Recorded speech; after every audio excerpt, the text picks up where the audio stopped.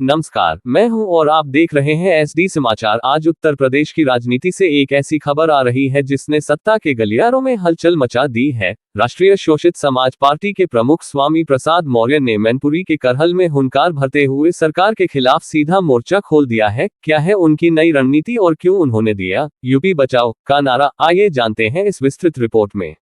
उद्धरण चिन्ह करहल मैनपुरी। उत्तर प्रदेश की राजनीति में बेबाक बयानों के लिए मशहूर पूर्व मंत्री स्वामी प्रसाद मौर्य एक बार फिर सुर्खियों में हैं। एक विशेष इंटरव्यू के दौरान मौर्य ने प्रदेश की कानून व्यवस्था पर जोरदार हमला बोलते हुए कहा कि आज उत्तर प्रदेश जंगल राज की भेंट चढ़ चुका है।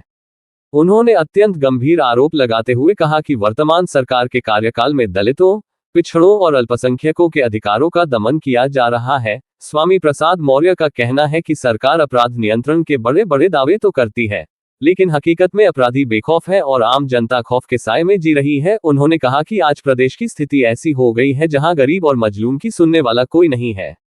मौर्य यही नहीं रुके, उन्होंने शिक्षा और रोजगार जैसे बुनियादी मुद्दों पर सरकार को आड़े हाथों लिया। उन्होंने कहा कि सरकार की ग्रामीण क्षेत्रों में सरकारी स्कूलों को बंद करने की गुप्त नीति सीधे तौर पर गरीबों के बच्चों को शिक्षा से वंचित करने की साजिश है।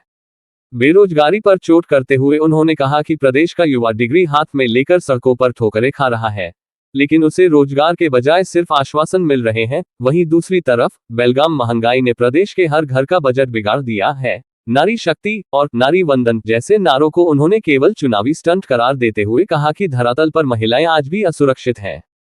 उद्धरण चिन्ह अपने संबोधन के दौरान स्वामी प्रसाद मौर्य ने केंद्र सरकार पर भी तीखा निशाना साधा। उन्होंने आरोप लगाया कि ईडी और सीबीआई जैसी संवैधानिक जांच एजेंसियों का इस्तेमाल विपक्ष की आवाज को दबाने के लिए एक हथियार के रूप में किया जा रहा है। उनके अनुसार विपक्षी नेताओं को जेल और मुकदमों का डर दिखाकर राजनीतिक लाभ लेने की कोशिश की जा रही है, जो लोकतंत्र के लिए एक काला धब्बा है। उन्होंने इलाहाबाद हाईकोर्ट के हालिया फैसलों का जिक्र करते हुए जोर दिया कि वे संविधान को बचाने और सामाजिक समानता की लड़ाई को अंतिम सांस तक लड़ेंगे। लेकिन सबसे महत्वपूर्ण रहा मौर्य का मिशन 2027। उन्होंने आगामी विधानसभा चुनाव का बिगुल फूंकते हुए एक नया और क्रांतिकारी नारा दिया है, यूपी बचाओ भाजपा हटाओ। उन्होंने स्पष्ट कर दिया है कि उनकी तैयारी अब किसी एक क्षेत्र तक सीमित नहीं है, बल्कि वे प्रदेश की सभी सीटों पर अपनी रणनीति तैयार कर रहे हैं। मौर्य के इस कड़े रुख और नए नारे ने ये साफ कर दिया है कि 2027 का चुनावी दंगल बेहद दिलचस्प होने वाला है। अब देखना ये होगा कि सत्ता पक्ष मौर्य के इन तीखे सवालों का क्या जवाब देता है।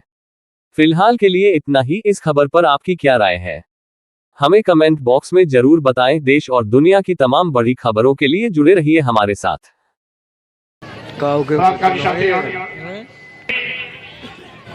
बुद्ध जयंती के अवसर पर आप लोग यहाँ पर झांकी भी निकालेंगे,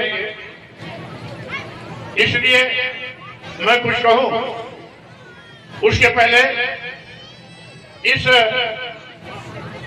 बुद्ध जयंती के अवसर पर मैं आए हुए सभी भाइयों बहनों नौजवान साथियों को बहुत बहुत बधाई देता हूं, शुभकामना देता हूं।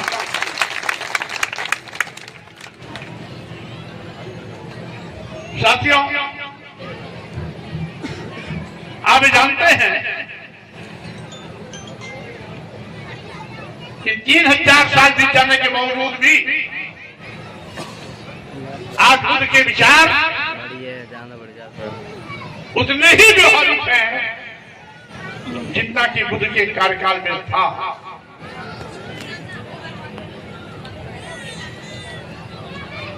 इसलिए व्यवहारिक है क्योंकि बुद्ध के विचार वैज्ञानिक हैं, मानवता के सशक्तिकरण के लिए है और सभी को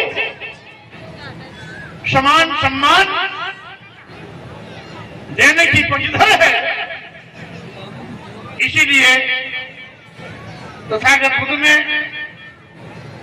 संदेश तो भारत की धरती से दिया था, पहला संदेश तो सारनाथ से दिया था। देश में घूम घूम करके हर जगह पहुंचकर विश्व मानव कल्याण का संदेश दिया था। आपके बगल संख्या भी आए थे, लेकिन आज उनका धर्म, उनका संदेश दुनिया के 154 देशों में मनाया जाता है।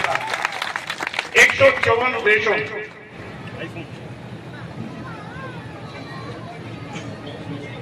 और यही नहीं,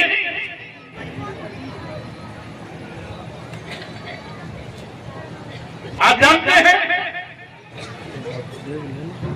आज विश्वव्यापी बुद्ध का संदेश बन गया है, क्योंकि बुद्ध के दर्शन